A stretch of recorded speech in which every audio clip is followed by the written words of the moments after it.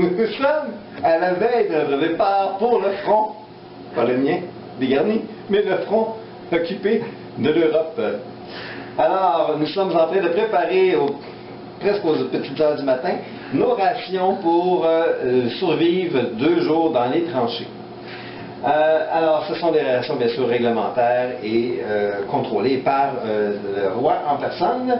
Vous avez donc ici le pain, une miche 3 hommes par jour, petite théière. Vous avez le petit déjeuner ici, le porridge, servi, parce que nous sommes chanceux aujourd'hui, avec du lait condensé. L'aliment le plus important pour le soldat de la Première Guerre mondiale, le belly beef, qu'on appelle maintenant corn beef. 1 livre par homme par jour. Nous avons ici les fameux biscuits qui remplacent le pain quand le pain manque. Les fèves-au-lard, réputées d'être dangereuses pour le soldat dans le no man's land à cause du bruit qu'ils provoquent.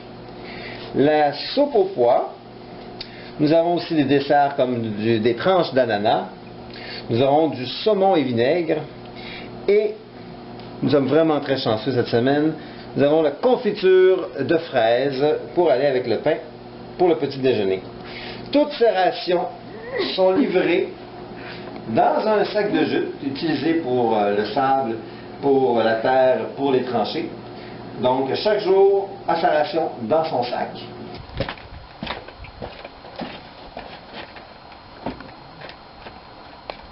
Tu parles avec ta femme?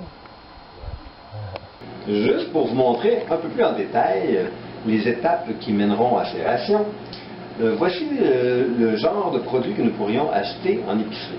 Nous avons ici une conserve. C'est des carottes, ça peut être des fèves-au-lard par exemple, acheté en épicerie moderne. Ou encore les fameux biscuits dans leur emballage moderne, encore une fois. Nous faisons venir d'Angleterre ou de différents pays des reproductions d'étiquettes d'époque. Par exemple, ici, les confitures, l'étiquette de confiture qui a servi à faire les confitures ici à l'arrière. On aurait pu aussi retrouver du thé, par exemple, du chocolat,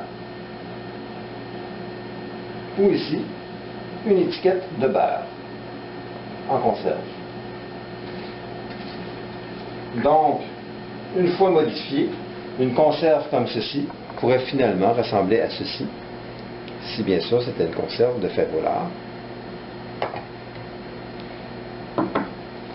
Et un emballage de biscuits moderne finirait dans un emballage comme ceci.